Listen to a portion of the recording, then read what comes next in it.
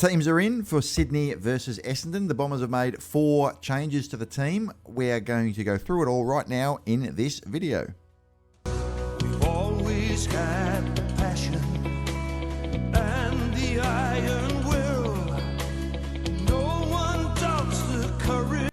So we'll go through the changes for the team. Sydney first. Laddams comes in. Oliver Florent, Caden Cleary, Jesse Detoli for his first game, and Tom McCartan. Will Hayward and Hayden McLean were both injured last week. Aaron Francis, the former Bomber, is out, as is Matt Roberts and Joel Hamling. So for the Bombers, we have coming into the side, and I predicted this in my video of the Essendon Sydney preview game. I'm quite happy with my prediction. Jayden Nguyen is coming into the team. I guess it does benefit watching the VFL. You can make these calls with some knowledge, and he did play really well last week. He had 7 intercept marks. He played with aggression, and he played with purpose, and that's one of the reasons why he's come into the team.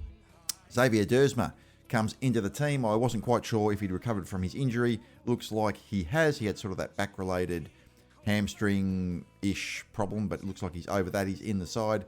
Ben Hobbs comes into the side, and Archer May comes into the side. So Archer May got dropped last week. He didn't play in the VFL. I'm not sure why he didn't play in the VFL, but he comes back into the team. Jordan Ridley is out of the side, as we know. Nate Caddy is being, well, I said he's injured with soreness. I think they said groin soreness. So no point taking any risks with these players this time of year. It would be pointless. I'm disappointed that Sardell Hooley is out. Just because I thought that he only had the 1 game back last week. I would like to see him get, have a couple more games to show his wares. And Zach Johnson is omitted. Props not a surprise. Some of these younger players can't necessarily expect to play every single game, especially when you're bringing another one in, like with Nguyen. So Zach Johnson perhaps being a little bit quieter over the last few weeks after playing, what would he have played now? 8 or 9 games consecutively. So he's got to be reasonably happy as the youngest player on Essendon's list to have made his debut this year, Johnson. But not a surprise, and I think probably a good decision to give him a bit of a rest. So with Caddy out of the side, we're still able to play the 3 talls in Liam McMahon, Peter Wright, and Archer May. But interestingly, Archer May did train with the group in the back line as a potential defender. Now, I've got no idea what Archer May's defensive capabilities are in terms of playing in the back line. Maybe we'll find out. We're going to go through the team in a minute. He's not actually named there. He's named on the bench. But, but anyway, he could still play in those 3, within that 3 key forward positions, Liam McMahon, Peter Wright, and Archer May, if they need to. I think they probably will. I think it might be a bit of a risk to play someone that is not really experienced playing in the back line there. So, but we'll see what Brad Scott does. I guess there's nothing to lose at this time of the year anyway. So, the team as it looks on paper, the forward line, we have Isaac Kako, Liam McMahon, and Ben Hobbs, who comes into the team, named in the forward pocket. I don't think he'll play there. I don't think he's really much of a crummer down there, but that's just where he's named. Half forward line, Jade Gresham, Peter Wright, and Archie Perkins. Obviously, these are big games for both Gresham and Perkins, who you would probably consider to be tradable. And both of them would be looking for very, very big games, I would think, to enhance their prospects of staying on the team next year. Luaman Lawal remains in the team. I thought that maybe he could have got a rest. But look, given that we do have so many injuries, there's not many people to bring into the team. I just thought with Dersma coming back into the team, it might be a straight swap with Dersma for Lawal. But no, it's Lawal on one wing, Dersma on the other, and Zach Merritt in the middle. The half-back line, we've got Archie Roberts, who's had a fantastic season, Lachlan Blackiston and Mason Redman. And we've got Jayden Nguyen playing in the back line, in the back pocket, Jaden Laverty and Andrew McGrath. So in the reserves, Jayden Nguyen has been playing as a lockdown defender of sorts. I guess a little bit like McGrath has. So, he might get the job on Papley, I would imagine. I think that could be a really good task for him. And I guess what you'd call a nothing-to-lose game for the Bombers, where you may as well find out what you can about the players. McGrath spent a little bit of time in the midfield against the Bulldogs, so maybe that's something that we'll see again. I don't know. Maybe it'll be split, a bit of both, but we'll find out. I'd love to see Jayden Nguyen get a job. He's a very aggressive player.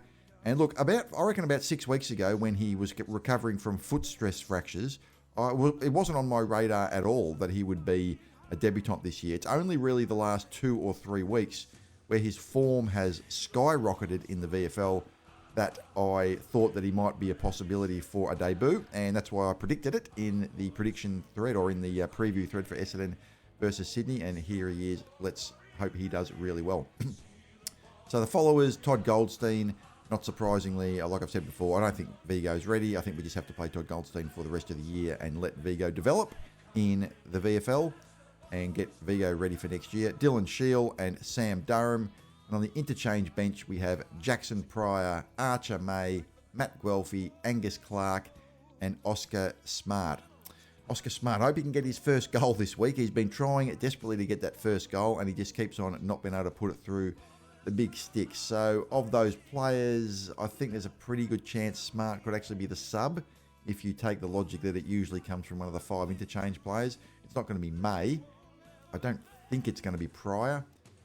Could be Guelphy, but look, it's hard to say. Could be a running player. They might use Clark, but I would think Smart is probably the most likely person at this stage to be the sub in the game, but we'll find out. As long as it's not a first game. I don't like it when they use first gamers for the subs. I hate it when they do that. But it looks like next year the sub is going to be a thing of the past anyway. All the 18 coaches dislike it, and Greg Swan has said it's pretty much going to go. So that's good news. The emergencies. Jai Menzie is an emergency. Vigo Vicentini and Sard El Houli. I'm just disappointed Sard didn't make it. I would have thought Sard in for Lual would have been a more logical choice, given that Lual has probably struggled to impact games. He was really good a few weeks ago, Lual, against the Gold Coast for the first half.